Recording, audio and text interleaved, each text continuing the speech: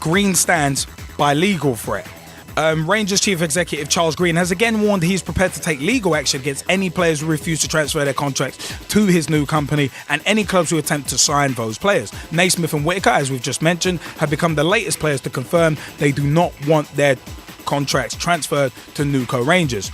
Green said in a statement by saying it's a great pity that certain players have chosen this time to attempt to tear up their contracts and walk away from the club. The club is facing massive challenges in terms of its league status, and the last thing the fans want to see is a dispute between the club and players. Now, even more to that, Naismith explains Jer's decision.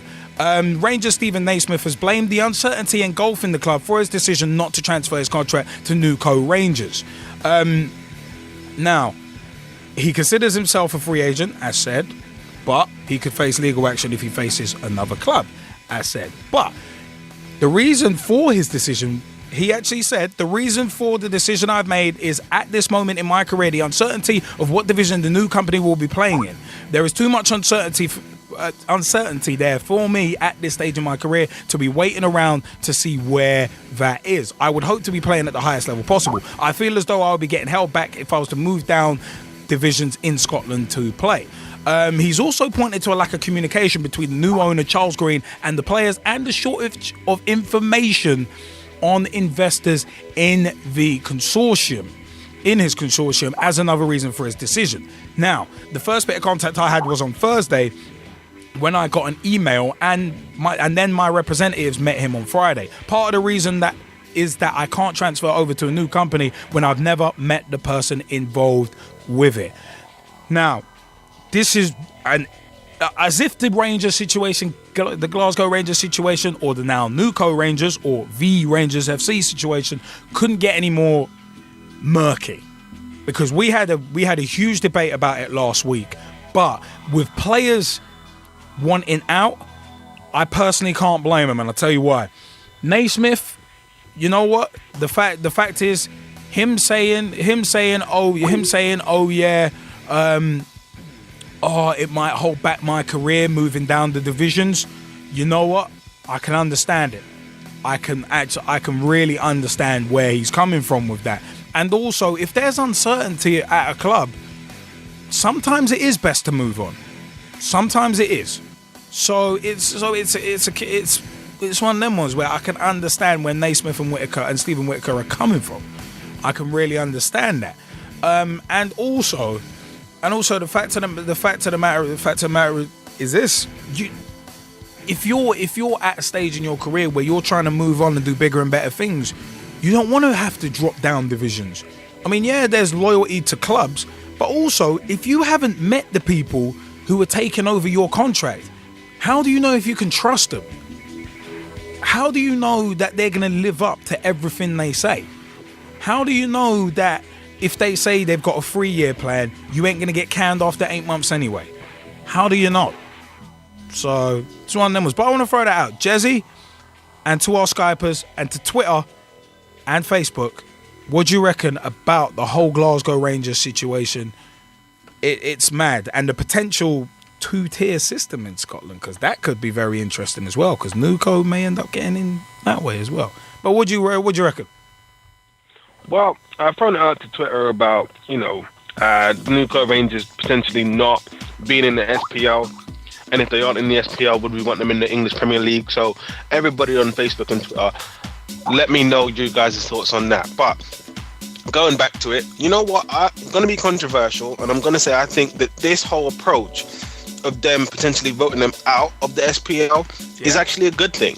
The reason why I think it's a good thing is just because, and we've said it before on previous shows, and if you want to go back on Podomatic and iTunes, be my guest, okay? The fact of the matter is, with situations like this, where clubs have got themselves into financial trouble, somebody needs to be made an example of. Yeah. And if it just so happens to be Rangers, again, apologies to all the Rangers fans that are going to get upset, but it needs to happen.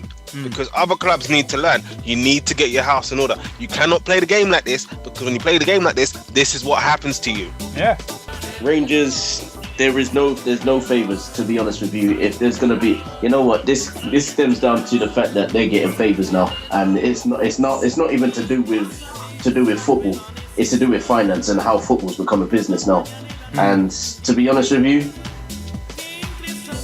the rules are clearly stated. If anybody goes into administration and cannot get themselves out, either they get a 10-point deduction, or in Scotland's case, you either diminish completely and you start afresh. Yeah. So therefore, if they are going to be diminished completely, start them afresh. They can keep their stadium, but Division 3 is where they need to be looking at now. But because none of their players actually want to stay, that pretty much puts them in the wrong light already. Now, if everybody's trying to give them what's the word? If everybody's trying to give them favors and freebies, then whatever was going on with Bentner and FC Porto should be no ill-given freebie at all. So FIFA need to nearly fix up big time and work out what they're meant to be doing, because you can't just be giving favors to certain clubs. If Rangers do face life outside of the SPL, would you want them joining the EPL? Barry's view has come back and said no. Not only is it asking for trouble, they're located outside of England and there are 20 teams in the Prem who deserve to be there. Yep, true. And Vinny PJ has also come back and said no one would vote them in here. They would have to start much lower than the EPL. Wonder if they are looking at joining the EFA. So that's what we have on Twitter at the moment. Facebook is a little bit quiet. So all our Facebookers, what's up? What's up, boy?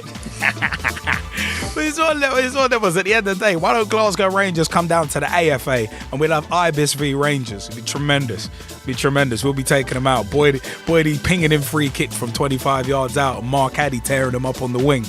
Be one of them ones. That would be classic. But Johnny Sykes, I saw something from you in the Skype chat. Would you like to articulate your opinion to the masses?